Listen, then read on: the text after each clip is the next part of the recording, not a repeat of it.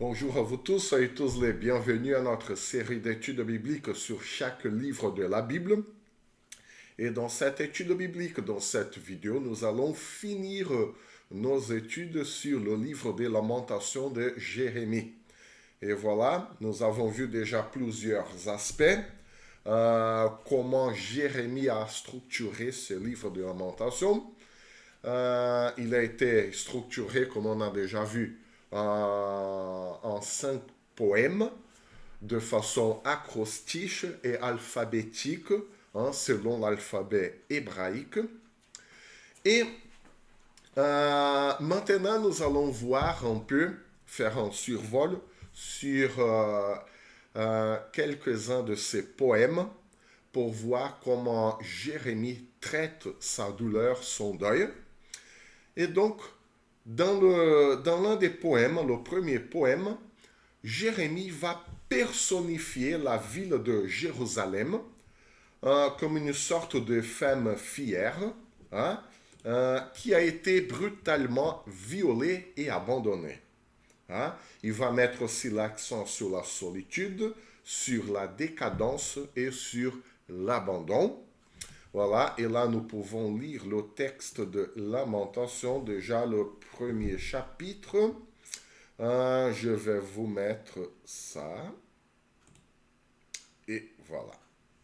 Bien. Lamentation, chapitre premier. Déjà le verset 2. Hein. Elle pleure durant la nuit et ses joues sont couvertes de larmes. De tous ceux qui l'aimaient, nul ne la console. Voilà le deuil et l'abandon.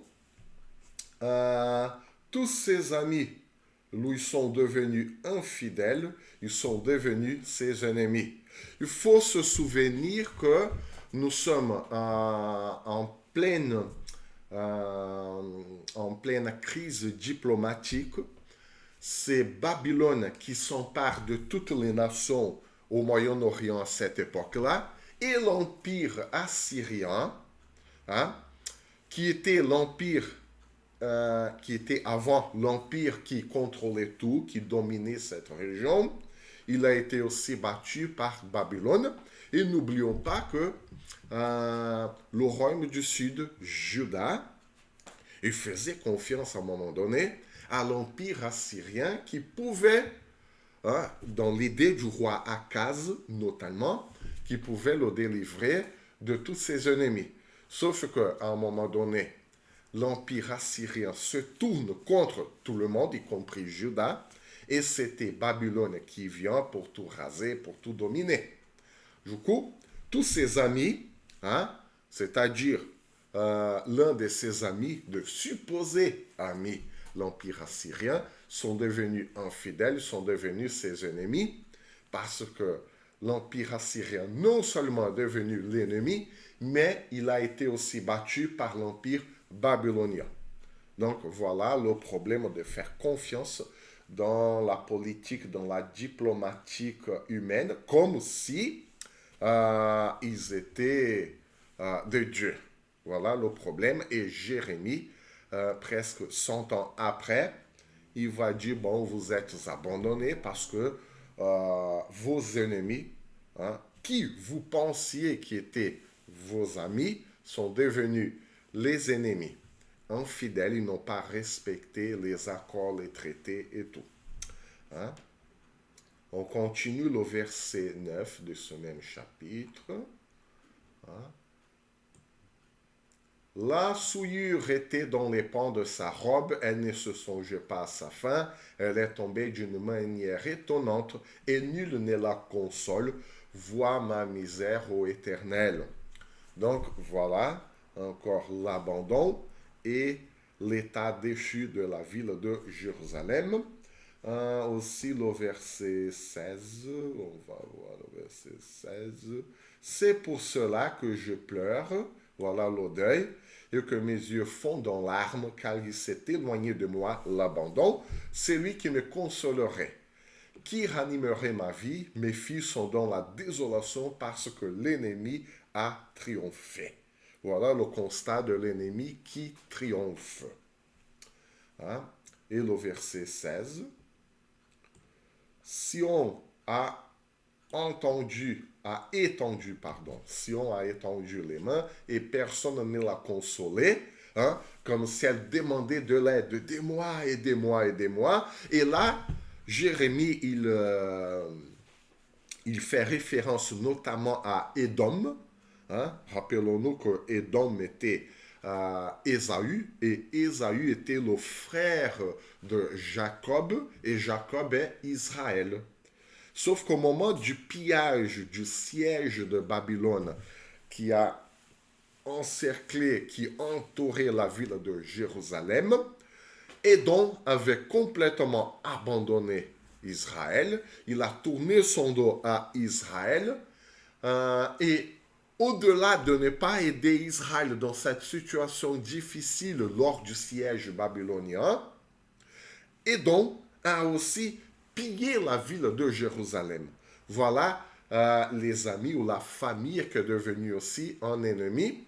Et voilà le symbole aussi, la référence, l'image que Jérémie fait du peuple de Jérusalem qui étendait la main pour demander de l'aide, et Édom n'a pas aidé. Non seulement n'a pas aidé, comme il a aidé Babylone à piller Jérusalem.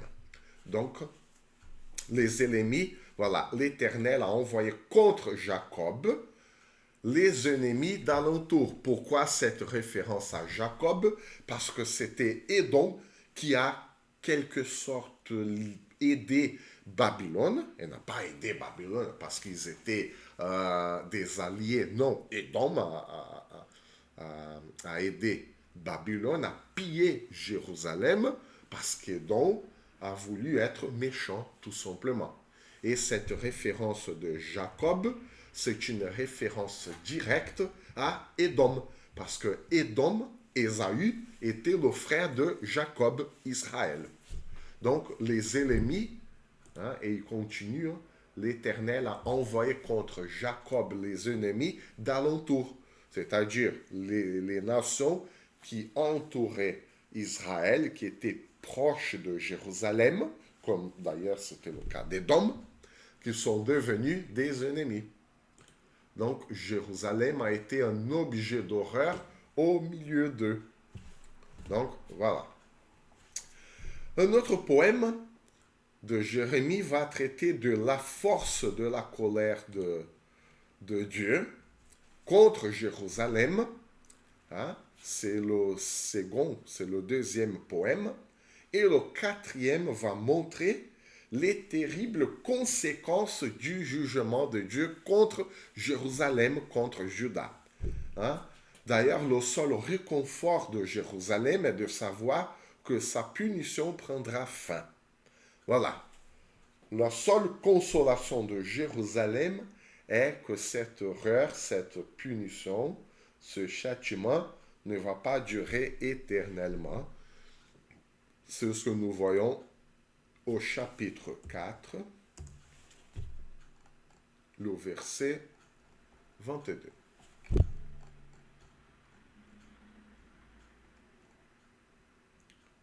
Voilà.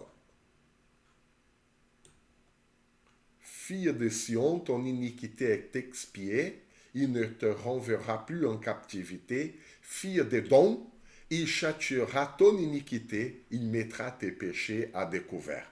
Voilà encore une fois la rivalité entre Israël et Édom, entre Jacob et Ésaü. Et là, nous pouvons noter dans ce poème une chose très intéressante, que Jérémie, il parle au présent. Même si Jérusalem vivait encore le châtiment, la punition de Dieu pour ses péchés, à cause de ses péchés, la consolation est tellement forte, la certitude est tellement réelle que ce châtiment prendra fin bientôt, que Jérémie, il parle au temps présent. Fille de Sion, ton iniquité est expiée, il ne te renverra plus en captivité. Quoique, la ville de Jérusalem, elle était en pleine captivité. Hein. Ils étaient encore en train d'aller en captivité. Parce que nous savons, hein, il y a eu 3 moments de siège de Babylone sur la ville de Jérusalem. Et il y a eu aussi 3 moments de captivité où Babylone a envahi 1 fois, 2 fois, 3 fois, et 1 fois, 2 fois, 3 fois de captivité. Ils ont été emmenés en captivité en 3 groupes, hein, mais quand même, Jérémie parle au temps présent. Ton iniquité est expiée. Il ne te renverra plus en captivité. Et pourtant, ils étaient en captivité encore. Et ça allait durer quelques années. Hein. Ils sont restés là-bas 70 ans. Hein. Et pourtant, Jérémie parle, il ne te renverra plus en captivité. Donc, voilà, tellement la certitude de Jérémie, elle est forte, elle est réelle, elle est présente, qu'il parle au temps présent. Par contre, voilà, dans ce verset, nous avons la référence directe à la ville de Dom, parce qu'ils ont profité de l'invasion babylonienne pour piller la ville de Jérusalem. Et voilà, fille d'Édom, il châtiera ton iniquité, il mettra tes péchés à découvert. Et nous voyons ça au temps du prophète Abdias qui va prophétiser justement contre Édom. Et là, nous avons toute une prophétie, une série de prophéties contre Édom. Donc, il faut lire cette partie-là de Lamentation de Jérémie avec les prophéties d'Édom contre Édom par le prophète Abdias. Donc, c'est ce qui s'est passé. Édom a été aussi puni à cause de ça. OK? Donc, et le 3e poème, hein, ce poème acrostiche, il est le plus long, on a déjà vu, hein, il s'agit du 3e chapitre, comme on voit là dans notre tableau blanc. Nous avons déjà vu sa structure, sa complexité, et ce poème, ce chapitre, il contient la souffrance personnelle de Jérémie, et Jérémie exprime aussi un sentiment, le sentiment aussi de la nation qui souffre avec lui, ou c'est Jérémie qui souffre avec la nation qui souffre avec Jérémie. Bon, la souffrance généralisée partout. Donc, nous voyons ça dans les 20 premiers versets. Hein. Même si ce chapitre parle de la consolation, un chant d'espoir, pour qu'il y ait un espoir, une espérance, il faut bien mettre au clair la souffrance qu'ils vivent, qu'ils expérimentent. Et nous avons cette souffrance partagée entre Jérémie et la nation jusqu'au verset 20 de ce chapitre 3. Hein? Et à partir du verset 21, il y a un tournant. Voici ce que je veux repasser en mon cœur. Voilà la décision de Jérémie, malgré cet état de désolation catastrophique, de souffrance. Hein? Donc, à partir du verset 21, il y a une décision. Ce n'est pas un sentiment, ce n'est pas une notion, un espoir flou, mais c'est une décision. Voici ce que je veux repasser en mon cœur, ce qui me donnera de l'espérance. Les bontés de l'Éternel ne sont pas épuisées. Voilà la certitude, malgré les circonstances externes, malgré l'état catastrophique. Hein, Jérémie, il sait que les bontés de l'Éternel ne sont pas épuisées. Et apparemment, ça n'a rien à voir avec la situation, ce qui s'est passé autour de Jérémie. avec Jérusalem, mais Jérémie, il sait que les bontés de l'Éternel ne sont pas épuisées. Ça veut dire que Jérémie connaît le Seigneur au-delà des circonstances. Hein? Et c'est justement là que Jérémie, il commence sa prière pour le réconfort et l'espoir jusqu'au verset 29. Hein? À partir du verset 40, hein? Jérémie, il va prier pour la repentance jusqu'au verset 54. Voilà que l'espérance de l'intervention de Dieu, voilà que la certitude de la bonté de Dieu passe aussi par par un moment fort de repentance. Et comment est-ce que Jérémie traduit ça en mots? Voilà, à partir du verset 40, Jérémie commence. Hein? Recherchons nos voies et sondons-les et retournons à l'Éternel. Voilà que avant, Jérémie prend la décision de se souvenir, hein, et de faire appel à sa connaissance de la bonté de l'Éternel qui ne sont pas épuisées. Ok? Ça, c'est un côté, c'est une partie. Oui, les bontés de l'Éternel ne sont pas épuisées, mais dans ce même contexte, il faut admettre nos péchés, et au-delà d'admettre nos péchés, il faut aussi prendre la décision de se repentir, de revenir. Donc voilà, recherchons nos voies et sondons-les et retournons à l'Éternel. Hein? Si d'un côté les bontés de l'Éternel ne sont pas épuisées, de l'autre côté, c'est notre responsabilité d'avouer notre condition, ce qui nous a amenés à cette condition et prendre la décision de revenir. Et nous revenons pourquoi? Justement parce que les bontés de l'Éternel ne sont pas épuisées. Mais ça incombe à nous la décision de revenir. Élevons nos cœurs et nos mains vers Dieu qui est au ciel. Voilà, c'est à nous de faire ce pas. Et nous faisons ce pas pourquoi? Parce que nous savons que les bontés de l'Éternel ne sont pas épuisées. Nous connaissons la bonté de l'Éternel. Et c'est pour ça que nous pouvons revenir à lui. Mais il faut revenir quand même. Voilà la confession de Jérémie. Hein? Nous avons péché, nous avons été rebelles. Voilà notre condition. Tu n'as point pardonné. Voilà ce qui nous a mis dans cet état. Hein? Mais retournons à l'Éternel. Voilà la bonté de l'Éternel. Il y a la conséquence de nos péchés. Il faut les admettre et il faut prendre la décision de revenir. Hein? Il ne suffit pas d'admettre le péché, il ne suffit pas de connaître la bonté de Dieu, mais il faut aussi prendre la décision de revenir, il faut prendre la décision de se repentir. Hein? Donc voilà, plus ou moins, comment ce troisième poème est structuré. Ok? Du coup,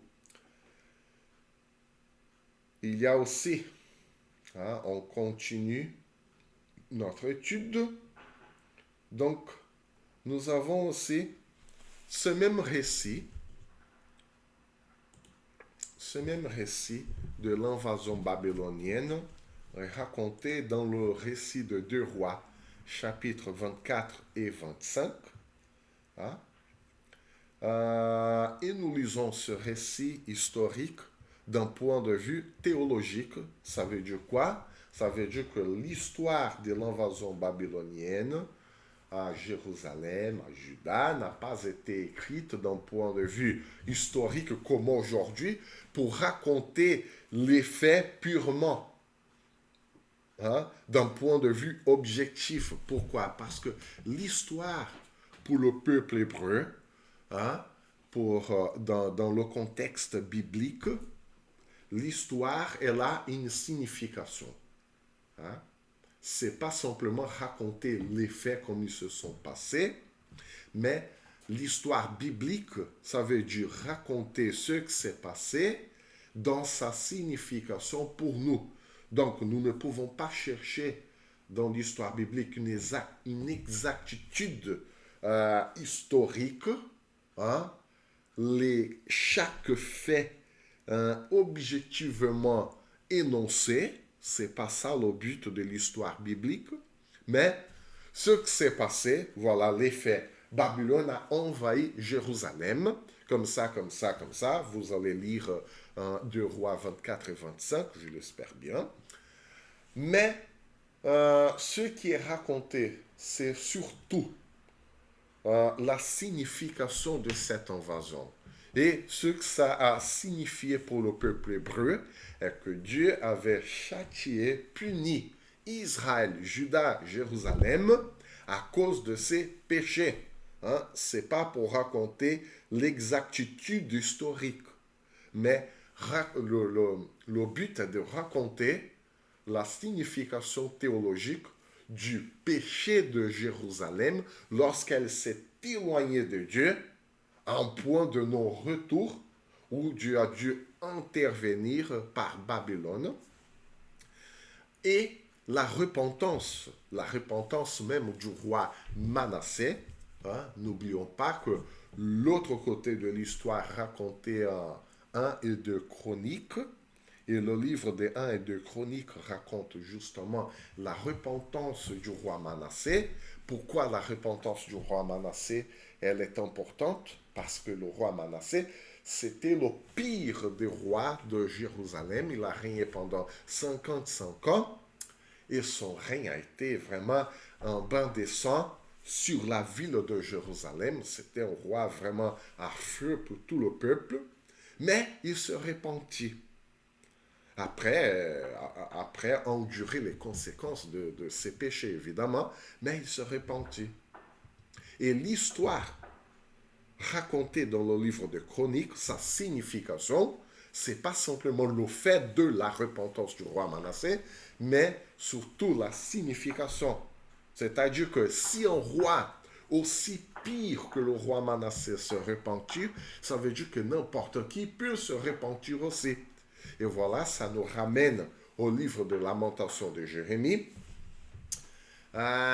qui fait cet appel à la repentance, hein, au peuple, aux lecteurs, aux auditeurs de son livre. Voilà, nous avons péché, voilà les conséquences catastrophiques, désastreuses de nos péchés sur notre ville, mais tout comme les autres rois, le roi Manassé, se repentit, nous pouvons et nous devons aussi nous repentir de nos péchés. Donc, voilà. Et dans le livre de Lamentation, Jérémie, il va justement saisir cet état d'humeur, de cet état de désolation, cet état d'âme qui pleure, qui est en deuil, hein, face à ceux qu'il considérait comme l'impossible. C'était quoi l'impossible à l'époque? La chute de Jérusalem et la ruine du temple. Hein?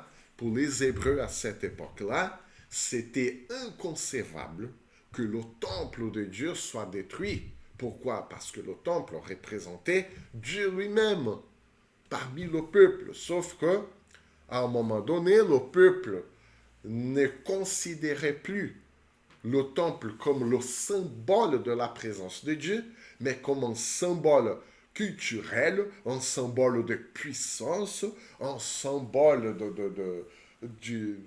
d'opulence. Hein? Donc, ils ont changé, hein, le symbole de Dieu lui-même par la puissance d'un peuple qui n'était pas si puissant que ça. Donc, le temple est devenu une idole pour le peuple de Juda, de Jérusalem. Hein? Et du coup, à cause de cette opulence, de cette supposée puissance du peuple de Jérusalem, voilà, le temple a été détruit. Ça veut dire qu'il n'était pas si puissant que ça. dans leur tête, hein, les Hébreux pensaient, bon, voilà le temple qui représente notre culture, notre puissance, le pouvoir que nous avons, alors que non. Et du coup, c'était inconcevable cette chute. Du coup, Dieu est devenu une idole aussi pour le peuple parce qu'il pensait, bon, Dieu, il est là avec nous, nous sommes le peuple de Dieu et rien ne va se passer. Peu importe ce qu'on fait, Dieu soutient son peuple, Dieu garde son peuple, voilà, rien ne se passera avec nous. Donc, ils ont mené une vie pas possible, n'importe comment, et voilà le résultat. Et oui, Dieu peut détruire aussi le symbole de sa présence à cause de l'infidélité du peuple. Hein? Du coup, le temple en soi n'est pas important, mais la relation du peuple avec Dieu, peu importe s'il y est un temple, si le temple est là ou n'est pas là, la relation avec Dieu est le plus important. Et le peuple avait oublié ça. Hein? Euh, voilà. Et bien qu'ils aient été constamment avertis, prévenus par les prophètes de cette tragédie, le résultat de la rupture de la relation avec Dieu, hein, voilà, euh, c'est ce qui s'est passé. Hein. L'impensable, l'inconcevable s'est réalisé. Et la menace d'expulsion de la terre promise, hein, qui fait partie de l'alliance du livre de Deutéronome, n'était pas une simple clause dans les termes de l'alliance. N'était pas une simple clause comme dans un contrat. Voilà notre contrat. Bon, alliance, ça veut dire ça, un contrat. Mais un contrat du peuple avec Dieu, de Dieu avec le peuple, ça va au-delà d'un simple contrat. Il y a une relation et le peuple a brisé cette relation. Le peuple a abandonné Dieu. Hein? Du coup, quel est le symbole de la terre promise en fait? La terre promise, elle symbolise, hein, la relation concrète du peuple avec Dieu. Hein? La relation du peuple d'Israël avec Dieu n'était pas une relation purement spirituelle. Non. Pour qu'il y ait, pour qu'il existe une relation, cette relation se développe dans un lieu. Et ce lieu est la terre promise. Ça veut dire que la terre promise, elle concrétise la relation de Dieu avec son peuple. Puisque le peuple avait rompu la relation avec Dieu, la terre promise n'a plus raison d'être. Et le peuple n'a plus besoin de rester dans la terre promise, parce que la terre promise symbolisait la relation du peuple avec Dieu. S'il n'y a plus de relation du peuple avec Dieu, le peuple ne reste plus dans cette terre qui symbolise la relation. S'il n'y a plus de relation, il n'y a plus de terre. Voilà pourquoi ils ont été chassés de la terre promise et voilà ce que symbolisait la terre promise. Hein? Donc, plus de relations, plus de terre, aller en captivité. Hein? Voilà pourquoi ils ont été chassés. Hein? Et voilà l'enseignement théologique de la déportation en captivité babylonienne. Hein? Le peuple a finalement connu l'accomplissement de toutes les menaces contenues dans la loi. Et il a été vomi du pays. Hein? Et nous pouvons voir ça, par exemple, nous pouvons voir ça dans le livre de Lévitique. Hein? Lévitique, chapitre 18.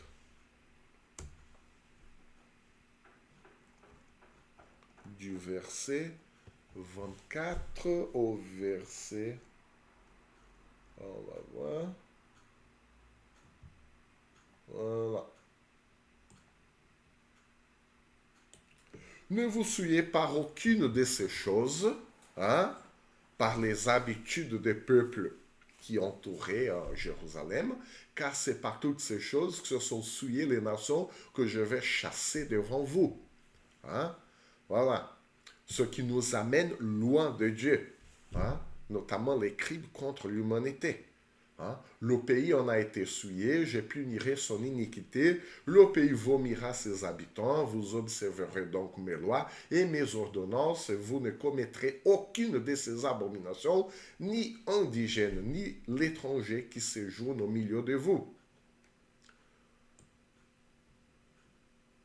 Voilà que même les étrangers, hein, ils devraient respecter les lois, parce que les étrangers qui vivaient parmi le peuple, hein, ils étaient aussi considérés comme le peuple de Dieu. S'ils étaient peuple de Dieu, ils devraient suivre les mêmes instructions.